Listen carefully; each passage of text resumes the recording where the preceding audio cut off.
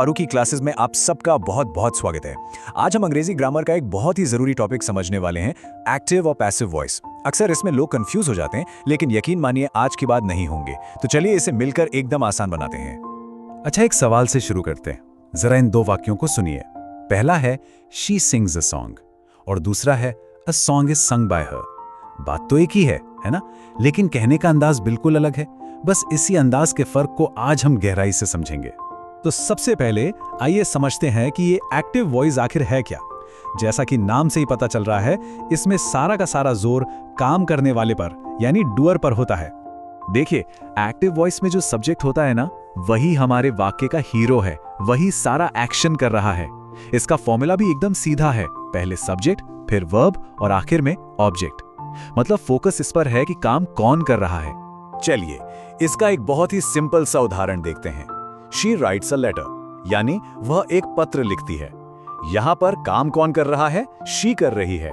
एकदम सीधी और साफ बात। अब कहानी को थोड़ा पलटते हैं और बात करते हैं पैसिव वॉइस की। यहां पर हीरो बदल जाता है। जी हां, यहां फोकस काम करने वाले से हटकर सीधे काम पर आ जाता है। पैसिव वॉइस में पूरा गेम ही पलट जाता है। यहां सब्जेक्ट खुद काम नहीं करता, बल्कि काम उस पर होता है। जो एक्टिव वॉइस का ऑब्जेक्ट था, वो यहां आकर हीरो यानी नया सब्जेक्ट बन जाता है। और असली काम करने वाला वो या तो पीछे चला जाता है या कभी-कभी तो गायब भी हो जाता है। तो चलिए अब उसी पिछले उदाहरण को पैसिव में बदल कर देखते हैं। A letter is written by her, मतलब एक पत्र उसके द्वारा लिखा जाता है। देखा आपने? अब सारा ध्यान पत्र पर आ गया है, लिखने वाली पर नहीं। यही है पैसिव वॉइस का कमाल। तो इन दोनों के बीच का जो सबसे बड़ा फर्क है, उसे एक बार फिर से समझ लेते हैं। एक्टिव वॉइस में फोकस होता है काम करने वाले पर यानी डूअर पर, जैसे शी राइट्स। और पैसिव वॉइस में सारा फोकस होता है खुद एक्शन पर या जिस पर एक्शन हो रहा है उस पर, जैसे अ लेटर इज रिटन। बस यही है इनका मूल अंतर। अच्छा, तो सवाल ये उठता है कि एक्टिव से पैसिव में बदलें कैसे? घबराइए मत, इसका एक बहुत ही आसान तरीका है। इसके लिए बस 3 आसान से नियम याद रखने हैं। नियम नंबर 1, सब्जेक्ट और ऑब्जेक्ट की अदला बदली कर दें। नियम नंबर 2, वर्ब की फॉर्म हमेशा तीसरी वाली यानी V3 ही लगेगी। और नियम नंबर 3, जो असली सब्जेक्ट था उसके आगे बाय लगा दें। बस यही 3 स्टेप्स हैं। चलिए इन्हें इस्तेमाल करके देखते हैं। अब इन नियमों को असल में आजमाने का समय आ गया है। चलिए देखते हैं कि अलग अलग टेंसेस यानी काल में ये नियम कैसे काम करते हैं। इससे कॉन्सेप्ट एकदम पक्का हो जाएगा। हाँ, आगे बढ़ने से पहले एक नज़र इस टेबल पर डालिए। ये समझ लीजिए एक तरह का चीट शीट है। ये बताता है कि किस टेंस में वर्ब को कैसे बदलना है। चाहे तो इसका एक स्क्रीनशॉट लेके रख सकते हैं, ये बाद में बहुत काम आएगा। तो शुरुआत करते हैं सिंपल पास्ट टेंस से। हमारा एक्टिव वाक्य है they built a new bridge. Hindi में उन्होंने एक नया पुल बनाया। और जब इसे पैसिव में बदला तो ये बन गया a new bridge was built by them.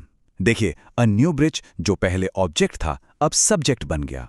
Built जो कि V2 था, वो V3 में तो बिल्ट ही रहता है, लेकिन उसके पहले वॉज लग गया और दे का बन गया बाय देम। तीनों नियम लग गए।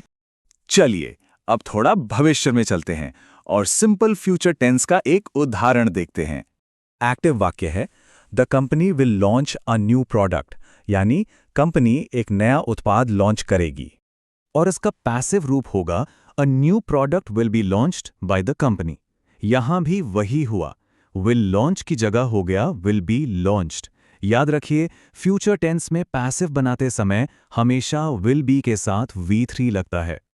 बहुत बढ़िया। तो मूल बातें तो अब तक एकदम साफ हो गई होंगी। चलिए अब कुछ खास मामलों पर एक नज़र डालते हैं। ये कुछ एडवांस टिप्स हैं जो बहुत काम आएंगी। कभी कभी क्या होता है कि एक ही वाक्य में दो ऑब्जेक्ट्स आ जाते हैं, जैसे he gave me a book. तो ऐसे में इसके 2 पैसिव बन सकते हैं। और हाँ, एक और ज़रूरी बात, अगर हमें पता ही नहीं कि काम किसने किया, जैसे माई बाइक वॉज स्टोलन, तो हम बाय समवन नहीं लगाते, क्योंकि चोर कौन है ये तो पता ही नहीं। और आखिर में बस एक ही बात है, इसे सीखने और इसमें माहिर होने का सबसे अच्छा तरीका है अभ्यास। जितनी ज्यादा प्रैक्टिस करेंगे उतना ही ये आसान लगेगा, क्योंकि जैसा कहा गया है, प्रैक्टिस मेक्स परफेक्ट। अभ्यास से ही सिद्धि होती है।